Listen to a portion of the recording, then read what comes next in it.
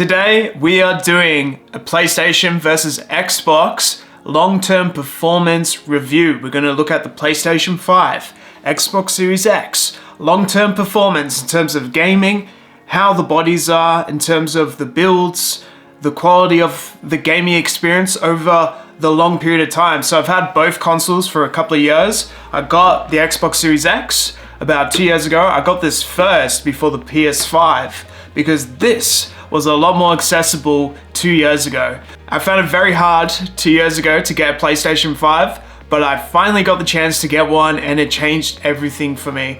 This console has been my number one go-to, especially last year, but things have sort of started to change around more to the Xbox this year because of the backwards compatibility. I'm having more fun with the older games, such as last generation games, than some of the newer games, such as Assassin's Creed Odyssey, for example, or even AC Black Flag, which they need to remaster. PlayStation have the ultimate exclusives. We've got Spider-Man. Spider-Man 2's been my number one played game. There's other games like Red Dead Redemption from last generation that run differently on both consoles. I've noticed better performance on the Xbox Series X with previous gen games because of boosts, FPS boosts, as well as quality boosts of just the graphics as well. So I've noticed that with the Xbox Series X, it is faster to load those previous generation games such as Red Dead Redemption 2. It's very important to me, that game, because it is my most played game. It is the game I love the most. Other games such as cross-gen games as well, like the Xbox just runs it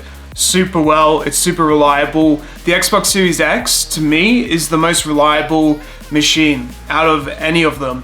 With the PlayStation 5, I've noticed that if you disconnect anything, like all hell breaks loose with the PlayStation 5. You know what I mean? Like you disconnect a cable and errors pop up all the time. I've not had this problem once with the Xbox Series X. Also, with cold boot up, the Xbox Series X wins it. Even loading games, the Xbox Series X wins it because they have this quick resume option, so it definitely has the advantage there. But it doesn't have the exclusive games, obviously, that the PlayStation has. So you're gonna have to wait a little bit longer with the PlayStation 5. Even with the long term, like the fan just picks up noise over time, and I'm thinking that's because of dust. And of course, over time usage, having it used for a longer period of time, you know, things get slower and you fill up space in your PlayStation 5 as well. So that definitely slows down the PlayStation 5 for load up times. Overall, like the PlayStation 5 definitely takes a lot longer to boot up. I hear a lot of fan noise with the machine as well. And booting it up from cold, it takes a little bit longer than the Xbox Series X. Xbox Series X is a lot more instant, but I've noticed mechanically the PlayStation 5 connects to TVs a lot better than the Xbox Series X. The PlayStation 5 has something in it that will just turn on the TVs instantly and connect to it really well with accessories, everything. With the accessory range as well, which is really exciting. We've bought out a lot of accessories. There's a whole bunch of stuff, even updates with PlayStation Link, which has been really good. Remote play is okay, it's not something that I use all the time. With the Xbox though, one advantage that you do have, you can use the Game Pass on PC as well as Xbox if you have the Ultimate membership. What's really good is the price of the Game Pass is a lot less than what it is on the PlayStation. Now, when you're installing games, PlayStation and Xbox can play games while you're installing games as well.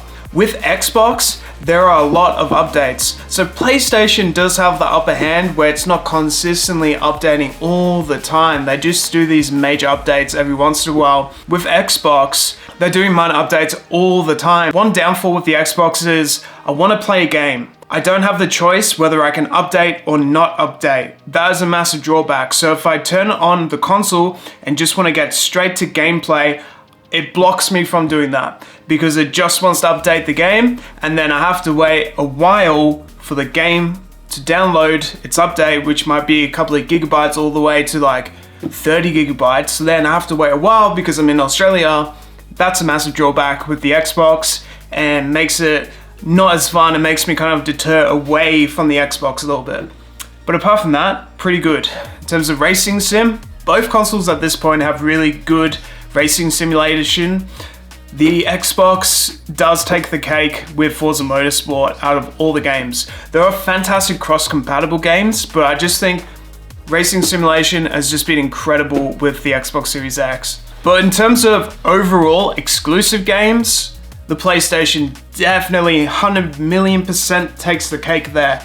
We've got God of War, we've got Spider-Man 2, the list goes on, The Last of Us, man, oh my goodness. And the in-game load times with some of these exclusives will blow your mind, just it's super next gen. Once you get in the games with the PlayStation, that's when everything changes and it's definitely next gen. In terms of colors and overall gameplay experience though, I've just noticed that Xbox definitely brings out better colors, better color correction, better visuals in general. I've just noticed it with the Xbox when testing both side by side. I find the Xbox just has a better visual experience overall. I don't know what it is, but just something about the Xbox, it just has better colors and better look overall with the games. In terms of the bodies, I've definitely scratched the PlayStation 5 body. It's not as robust as the Xbox. The Xbox is just like a brick and it's so sturdy and robust. The build, there's a couple of scratches on it, but overall it's been really well kept over these years of me just using it. Now with the PlayStation, man, you just gotta be afraid of it with like scratches here, you know what I mean? You got finger marks over here in the middle. Not to be so negative, but it's the truth. Like PlayStation really needs a more robust design for the future. In terms of the controllers, I have had an Xbox controller scratch before, but overall, pretty good. Even the Elite Series 2 controller, really good. People have said that the Elite Series controllers sometimes have errors and stuff like that, but that's mainly with the Elite Core controller that a lot of issues have occurred. But overall, PlayStation's had pretty good accessories overall, from the media remotes originally to the headsets. The Pulsity headset has come off with the ear cuffs over time, that's the only thing I've noticed. But with the brand new Pulse Elite, things have been really good. All the accessories are normally really reliable with the PlayStation when it comes to first party. With the Xbox, there hasn't been any new big accessories come out, so they're really relying on their products from the past. They've really done product testing and really tested as far as it goes, and Xbox definitely has a really reliable, robust product range all around.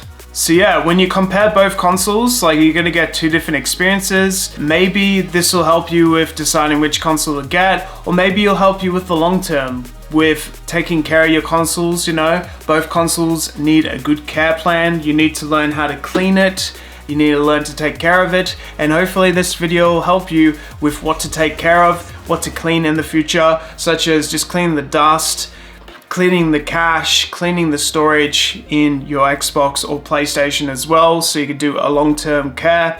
Anyway guys, thank you so much for watching. Have yourselves a beautiful one. I'll see you guys next time.